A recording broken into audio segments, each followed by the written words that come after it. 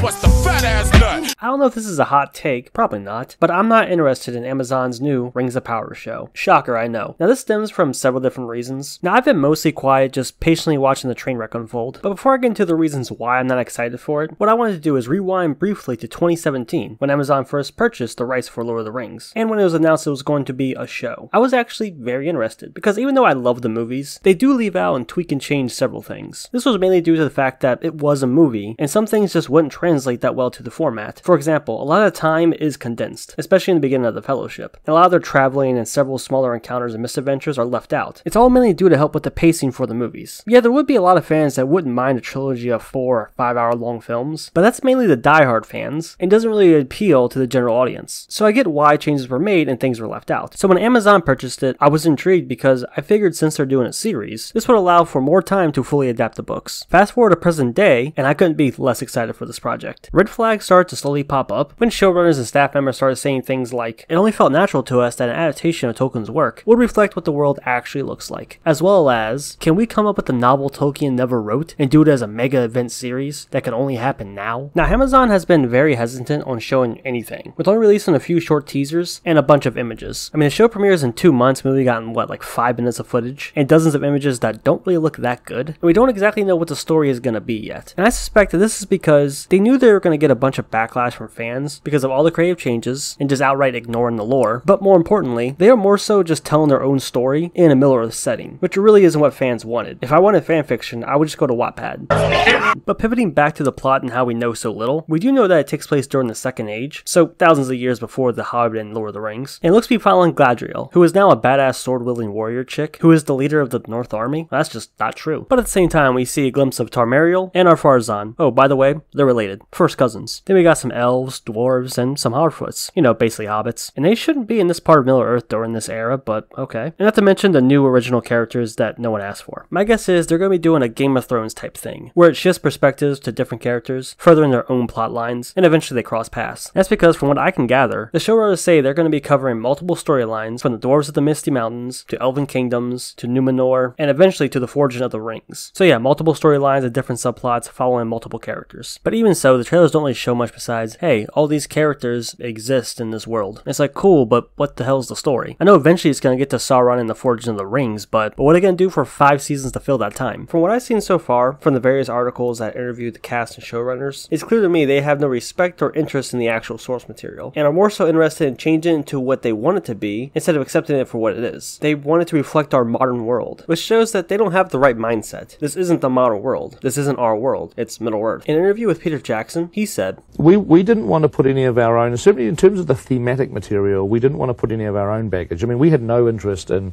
putting our messages into this movie, but we thought that we should honour Tolkien by putting his messages into it. He cared passionately about certain issues, and we thought what we should do to honour him is to make sure that what he cared about ends up in the movie. That's what we tried to do. And then doubling down on this later on, he would state, we made a promise to ourselves at the beginning of the process that we weren't going to put any of our own politics, our own messages, or our own themes into these movies. What we were trying to do was to analyze what was important to Tolkien and try to honor that. In a way, we were trying to make these movies for him, not for ourselves. It seems the showrunners of Rings of Power are taking the opposite approach. They aren't interested in what Middle-earth is, they're just more interested in changing it. Middle-earth is a detailed world that Tolkien spent decades of his life planning and crafting. There's so much left to be shown on screen that he has already written. So it feels kind of weird that Amazon would pick an era that they don't actually own the rights to and use it as a basis to make up their own story, all while ignoring and changing the rules and events of that world and that setting. Oh, if you didn't know, the show takes place during the Second Era, which is more detailed in Silmarillion and Unfinished Tales. That's where most of the stories from that era are published, but Amazon actually doesn't own the rights to those works, so they can't really legally adapt those stories. It kind of seems strange that they would pick an era that they have the least amount of source material that they can legally use. Almost like they did it intentionally just so they have a reason to make up stuff.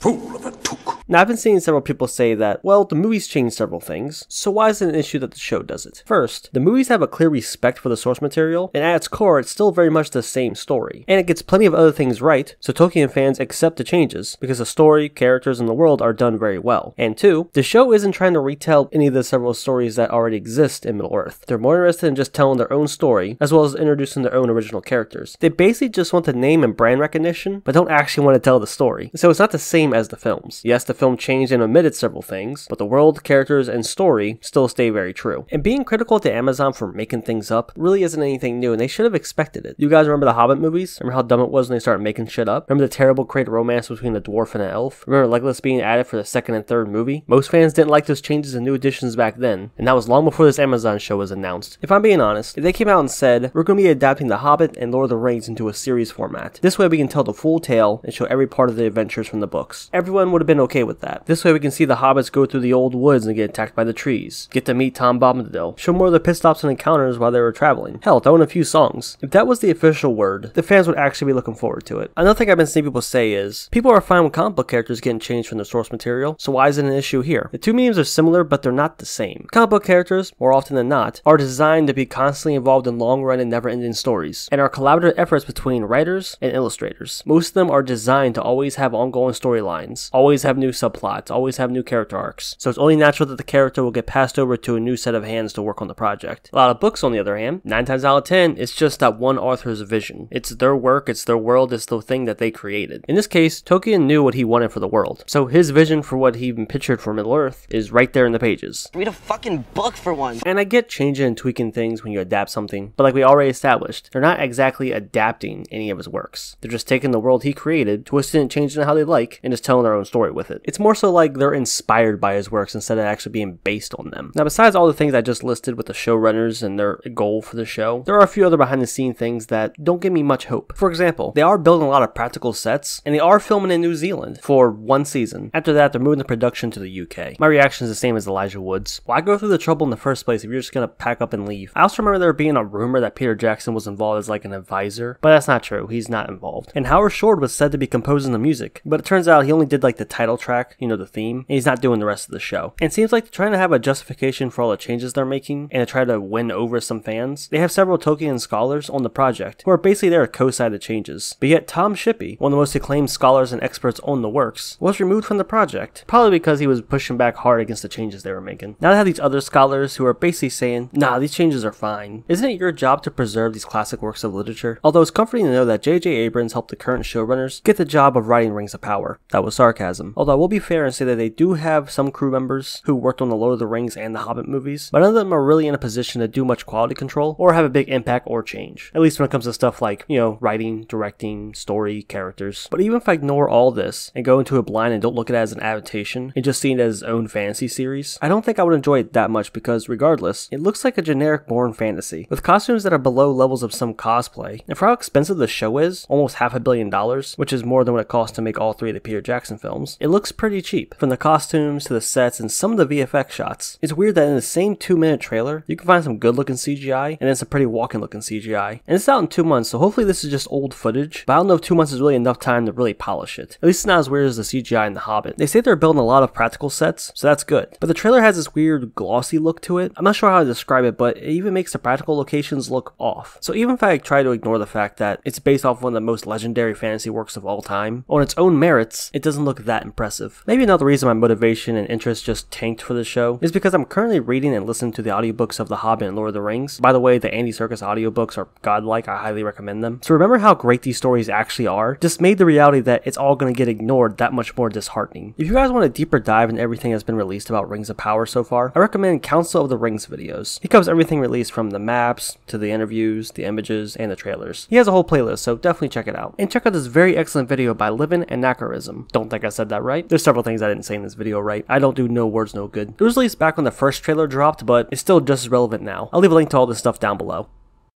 Guys, I just love Lord of the Rings. If I had to choose between getting my dick sucked or watching the Peter Jackson films while I read the books, I'll pick the films and the books every time. And it's pretty discouraging to see an adaptation of something that I like and not actually looking forward to it at all. I want to remain optimistic, but everything I've seen so far makes it very difficult to. Now I want you to go ahead, leave a comment, let me know, what do you think about Rings of Power? Are you looking forward to it? What do you think about everything we've seen so far? And of course, I'm giving a nice big shout out to the channel members. You are my #1 guys. If you're interested in becoming a channel member, click the join button down below and check out the perks. If it interests you, consider joining. Or not, it don't matter. None of this matters.